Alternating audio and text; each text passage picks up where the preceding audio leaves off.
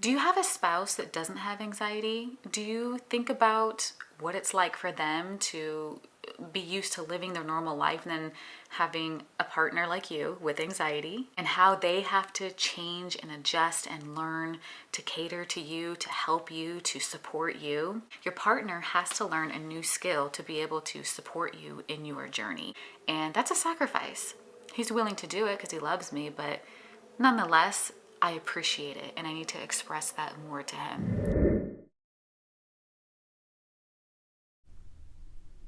Good morning, guys. I am so excited that today is Christmas Eve. I'm doing a little skincare. This is my favorite hyaluronic acid and my favorite moisturizer from the brand Biossance. You can tell that I use this one a lot. And my favorite drugstore moisturizer, that whipped body butter from the brand Vaseline. And then I tried a new deodorant. I liked the rollerballer on this, but the deodorant itself, not so much. This, on the other hand, sunscreen, the Color Science Sunscreen SPF 50 is incredible. It just blends into your skin so beautifully, and it leaves a satin finish. It looks great on the skin, oily, dry, it doesn't matter. I went ahead and got a subscription to that one. It was so good. And then I got some new hoops. The bigger the hoops, the bigger the brain, you know? And then my favorite perfume right now for wintertime is by Initio. It is Rehab. This is a beautiful vanilla spicy scent, and it is unisex. I'm obsessed. I'm going over my to-do list for the day. It's Christmas Eve, so there's lots to do. I went ahead and filled our stockings, but I needed to fill the dog's stocking. So I got this, I guess, all-natural chicken beef jerky. It has very few ingredients. I got it from a local pet store. I thought I would put it in little baggies. Yeah, I was pretty excited about that. And all of the presents got wrapped. My kids wrapped theirs, Chris wrapped his. Mine are all in boxes with ribbon because I hate wrapping paper. But all of that got done just in time. And then the stockings were already stuffed, but I got these Bean Boozled. You know this game where you can get bad beans or good beans, the bad ones being like sour milk and rotten egg? Oh, it's a horrible game, but my son loves that, so I got that for him. And then he's a teenager, so I had to get him a Jimmy John's gift card. Any kind of food gift card is good, right? I put my earrings in my other son's stocking because I just thought it would be funny for him to be like, wait, what? And then I got him a Papa John's gift card, and they had a happy birthday sleeve, so I just put happy birthday Jesus on there. I thought it would make more sense. Now this year was a little different. I have been feeling a little down, a little depressed, a little fatigued, and instead of being hard on myself, I decided to take Chris's advice and just make it a laid-back Christmas. I don't need to go all out on Christmas dinner and, you know, get all the games and do all this, I don't know, homemade stuff that I typically do. So I decided to just go to the grocery store and pick up a ham and some basic things to have for dinner and some ribs. Girl, I got ribs. Something pre-made, delicious, and ready to eat. Hi, could I get a full rack of ribs? 2 full slabs. 5182, go ahead and pull around. All right. Yeah, 2 full slabs because my kids eat a lot. And this just made things really easy for me. It felt really good. The kids loved it. I got Chris this 10-pound smoked honey ham. It was just pre-cooked. It was pre-sliced. It came with this nice powder, like a brown sugar powder. You know how you get it at the grocery store. So I just took maybe about a third of it and put it in the oven, made it nice and crispy. Oh, it was delicious. I made some homemade garlic mashed potatoes, and then for dessert we had Cheesecake Factory cheesecake, and I got some cherries and a little whipped cream. Ugh, this was so nice. I had yeast rolls and veggies and like other things to go along with dinner. I just showed you guys kind of the main thing, and I completely forgot to show you the ribs. But anyway, Chris came home with a surprise gift for me. We're gonna put it right here. I cannot wait to show you guys what that was in the next vlog, but yes, we had an amazing Christmas. It's currently the day after Christmas, and I'm trying out my new egg bite maker, and you will see in just a second that I didn't exactly know how to use this because I overfilled it and I had to fix that, but oh my goodness. These came out so fluffy and so delicious. You can put so many different things inside your little egg bites, of course. I decided to crisp up some turkey bacon and just put a little bit of spinach, and then I topped it with cheese in the end. But you can make little cheesecakes and desserts and all kinds of things in these little cups. It doesn't have to be egg bites, but wow, so fluffy, so creamy. I didn't exactly know when it was done. I didn't hear it beep or anything, and I wanted to make sure that I took them out a little early because I don't like my egg bites like really dry. I like my eggs a little bit wet, so I just took them out when I thought they were early. Like I said, it was my first time using it, but they turned out wonderful.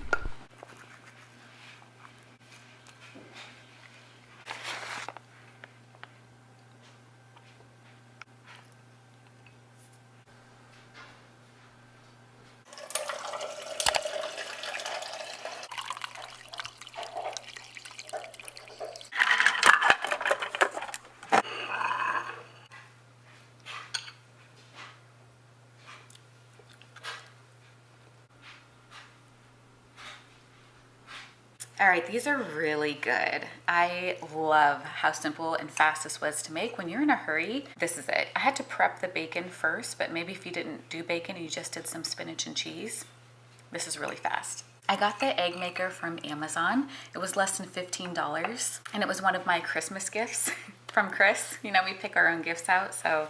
And then my son got me this Starbucks winter-esque water tumbler. It's definitely my vibe, but it's also a favorite because my son gave it to me. You know how that is. I'm gonna enjoy my breakfast, and then I have a nail appointment today. I have some important things to share with you guys in regards to anxiety and depression, just some encouragement, some news about content this coming year. And yeah, I am excited for all of it. My hair is drying right now. I just got out of the shower a little bit ago and blow dried a little bit, but it still needs about an hour or two longer. And then these earrings were in my stocking. How cute are these? They are from Old Navy. Thought it was festive and a little different than what I typically wear. I am so thankful that I have found a gorgeous nail salon here in Oak Brook that does nails so well. The quality here is top notch. All of the techs are highly trained, and it really shows in their work. Their design work is stunning. I'm just happy with them overall. I had a nail break, so I came in for an appointment today. I got a same day appointment, which was very rare. But yeah, I really just couldn't be happier. These are my before nails, and these are my after. Just stunning, really. This is the design I was gonna get. I thought it was so chic and would match a lot of outfits, but she had to like multitask a lot, and I was in there for 2 hours. I was ready to go, so I said, just give me that regular base layer, the natural look, and we'll do the design next time. Definitely my vibe, definitely matches everything, and yeah, it feels really clean. I love them. So let's head home. Hey guys, it is the next day, and I have been trying to film this portion of the video for 2 days now, but here I am. We finally made it. The holidays are officially over. It's not as busy, and I can talk to you guys about my intentions and my goals for 2024. Have you ever heard this saying, if you fail to plan, you plan to fail? This is one of my favorite quotes for living my life intentionally, being proactive and managing my personal life in a way that is fulfilling and anxiety/depression free. That is going to be the main goal for 2024. If you are somebody who suffers from anxiety and or depression, I think that you would really benefit from what's to come. At my age, I am always, from here on out, going to be in my self-improvement, self-development era. The quality of life that I'm living is at the forefront of my goals. I am not going to start another year being a victim of anything that I don't want in my life, period. For me, this means actively planning for living my best life, not only when it comes to YouTube/my work, but also travel and wellness, but also paying attention to my triggers, what triggers my anxiety and depression, and learning how to change my behaviors in order to prevent that next emotional response, I guess, or depressive episode. So I made a little list of my 2024 goals that I wanted to share with you guys. There's only a couple. I want to keep them simple. I want to keep them attainable. I don't want to just write down a wish list of things that I wish I could do the next year, but things that are most meaningful to me, things that are going to make the biggest impact, and keeping it simple, keeping it realistic for myself. I really hope that's what everybody's doing, but I also know that it's really easy to be like, oh, I really want to do this and that. And you just keep adding to your personal goals and your work goals and relationship goals, and it just ends up being too much. You can't do it all. So really honing in on what's most important to you, what's going to give you the most self-growth. And I feel like when you are in a place where you're just really happy internally, the other things kind of fall into place. You don't have to work as hard, is what I'm trying to say. So the very first thing that I put on my list was I want to. These are my wants, my desires, the things that I am working towards to feel my best, to perform at my best. This way I can give my best to the world, to my husband and my children, and to God. I'm so sick of the excuses of not being able to do things out of love for God, personal things, because I'm too exhausted at the end of the day. No, we're changing that. So my first goal is to get closer to God. I've had a relationship with the Lord for a very long time, and it's been like this because we tend to pull away for different reasons in different seasons of our life. Not pull away like I don't believe or I don't have any interest in serving God. No, but I think it's common for Christians to, at certain points, distance themselves. Maybe a lot of times just out of lack of discipline of, going to the church events and continuing to study your Bible daily. When you get out of that daily habit, when you get out of not opening that Bible anymore, that's when it starts. That's when you start to get too busy, too tired, too this, too that. And that's what I have found for myself and for some family members and friends. Like, that seems to be the common theme. So my way of getting closer to God this year is to open up my Bible first thing and do a 15-minute Bible study. I'm not going to be that person that says I need to pray for an hour, I need to, go make a prayer warrior closet and get on my knees and just make it this huge thing. But making daily micro habits. Micro habits are key to just developing the habit and continuing the behavior, right? I'm also going to start a new Bible study. The last one that I went to was very nice, but I didn't have anything in common with most of the women there because they were like 60s, 70s, and even 80s, a couple of them. So I need to find something that's more suitable for me, and maybe I can do a Bible study at the last church that I was at because I really enjoyed that. Just kind of dancing around my options and picking something that works for me, even if it means going to 2 different churches. And of course for me, listening to Joyce Myers, she is the grandma I never had, I always say. She raised me up spiritually, and I've been listening to her since 2003. For 20 years, you guys, on a regular basis, listening to her sermons. She has really changed my life. And what's great, if you've never heard of Joyce Meyer, she is somebody who makes the Bible practical. She reads you the verse, she tells you what it means, and then she tells you how to apply it to your life. Easy. She makes it less complicated, and it's so easy to grasp onto and apply your life to, and you feel so fulfilled and you feel accomplished because now you understand what the Bible is saying and you understand how to apply it to your life, and it's not hard. If you don't have the right teaching, understanding the Bible can just be hard. My next goal, I'm gonna put my drink down. My next goal is to feel better in my body. So you know what I did?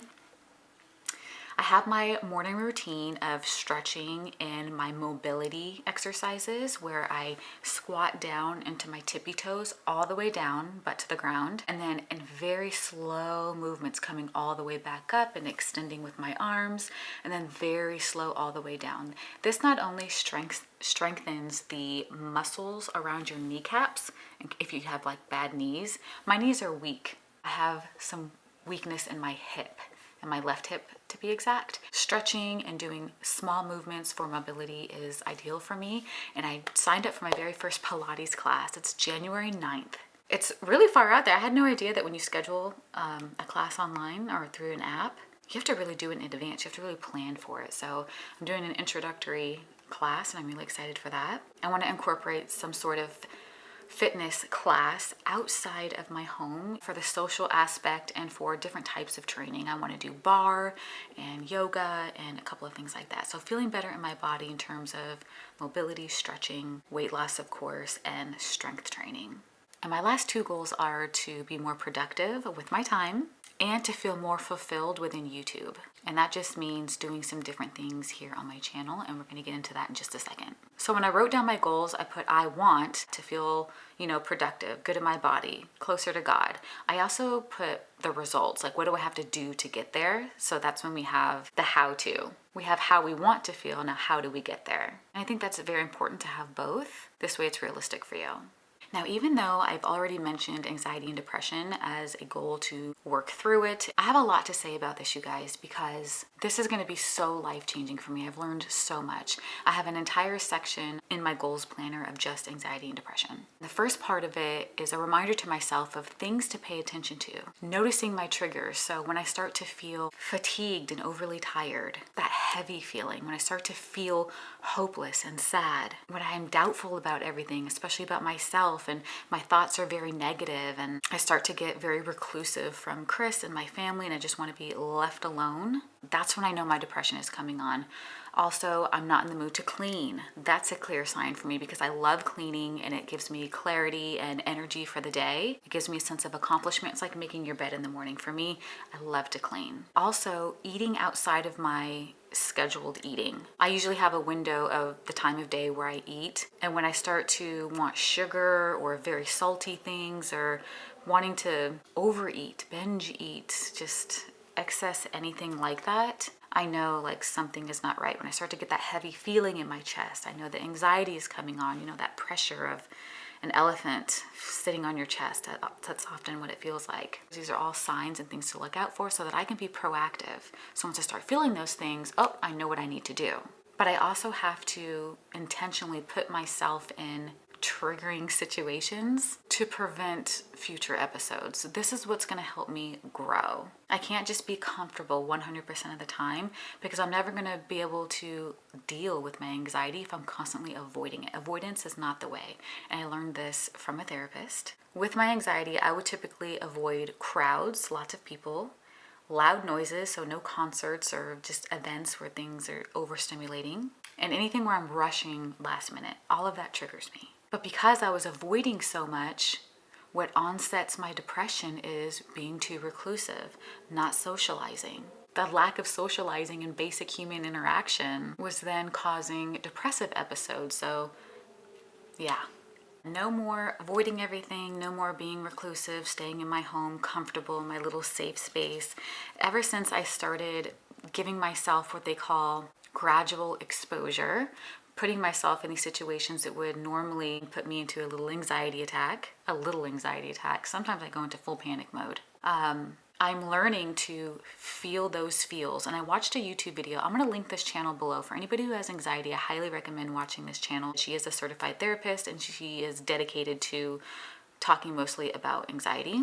And she has a specific video called How to Feel Your Feelings. So even though you're having anxiety and you're feeling these bad feelings, she teaches you how to think through them and how to feel through them so that you don't go into a panic attack. It's so powerful, and I'm so grateful that I found this channel, and it has encouraged me to go back to therapy and find my personal therapist one-on-one, just grow in that area. I guess I just had this mindset of I have anxiety and that's it. And it's just new to me that I don't have to stay in anxiety. I don't have to live life with anxiety. I don't even have to take medication. I can learn coping skills, learn skills, which means practice and do these things over time until you no longer experience panic attacks and anxiety episodes. So since I started putting myself in these situations, it's uncomfortable for like 20 minutes, 30 minutes, and then I leave. And Chris is like, wow, you did really good in there. And I'm like, yeah, that was miserable. But I did it. And I feel like I wasn't able to do it before because I didn't have the mindset and I didn't know what to think while I was in that situation of chaos. I just didn't know. And now I do. And I'm so grateful. And I hope that this helps you too. Saying all of this, I wanted to let you guys know, have a little announcement that my content in the future, coming 2024, I'm going to be talking a lot about anxiety and depression, mainly anxiety, sharing my experience, not in a giving advice kind of way, because I'm obviously not qualified for that, but in a storytelling, uplifting, encouraging type of way, to just help others through watching what I do. So if you have anxiety, you can be excited for that. If you don't worry, that's not what all my content is going to be about. I just want to put more of that type of thing in my vlogs to be helpful. So there's going to be a lot of health and wellness, continuing my weight loss journey, and yeah, the anxiety. So lots of good things to come. And lastly, I think that I want to share with you guys Chris's perspective. Do you have a spouse that doesn't have anxiety? Do you think about what it's like for them to be used to living their normal life and then having a partner like you with anxiety, and how they have to change and adjust and learn to cater to you, to help you, to support you? It's not a burden. I almost said burden. Well, kind of. It's I would say, oh, I feel bad for having a burden on Chris. But Chris would say, of course, it's not a burden. I love you. It's just something that I need to learn. So maybe it's just a new skill. Your partner has to learn a new skill to be able to support you in your journey. And that's not always easy. Chris is human, and sometimes he has very human frustration that he expresses towards my anxiety, but not me. For instance, you guys know Chris is a just very supportive, sweet guy. He's very patient. He's an incredible listener. Just a beautiful, beautiful person, okay? But he's human and he's not perfect. And sometimes he gets annoyed, you know? We were talking about going somewhere and doing something, and I'm like, oh no, I can't do that. And I just like shut his idea down immediately. Didn't even listen to him, right? Because we can be illogical like that. And he was like, you're right. God forbid you should be uncomfortable for any amount of time. And I was kind of stunned for a second, and I was like, oh my gosh, like, I can't believe he said that to me. And then I thought about it. I understood his statement behind the statement. Like, I knew what he really meant by that. And of course he apologized, and he's like, that's not what I meant. I'm like, I know. He was just expressing a moment of frustration, and I thought to myself, wow, I've never put myself in his shoes before to think about how he has to rearrange his life, his days, things that he would naturally do to cater to me. And that's a sacrifice. He's willing to do it because he loves me, but nonetheless, I appreciate it, and I need to express that more to him, I've realized. And I can do my part and expose myself to uncomfortable situations, right? A little bit at a time. And it's been working nicely. I feel like I'm growing, and I feel like he appreciates my effort. So anyway, if you guys would like to hear his perspective and what he does to care and support me, I'd love to add that in the content too. I think that's everything. I would love for this new year to be a hopeful, motivating, just uplifting time for you guys. I hope that whatever goals that you're making for yourself, they're not too much. You don't stretch yourself too far. You don't try to do too much at a time, but maybe you just pick one or two things. Maybe you don't need an entire list, and you make them happen. And I hope that I am somebody who can support you along the way. Let me know if you guys have any requests of types of videos that you're looking forward to, that you would like to see. I hope you all had a very Merry Christmas, Happy Holidays, and Happy New Year. And it's going to be amazing. I'm looking forward to it. Have an amazing rest of your day. I will see you guys in the next one. Bye for now.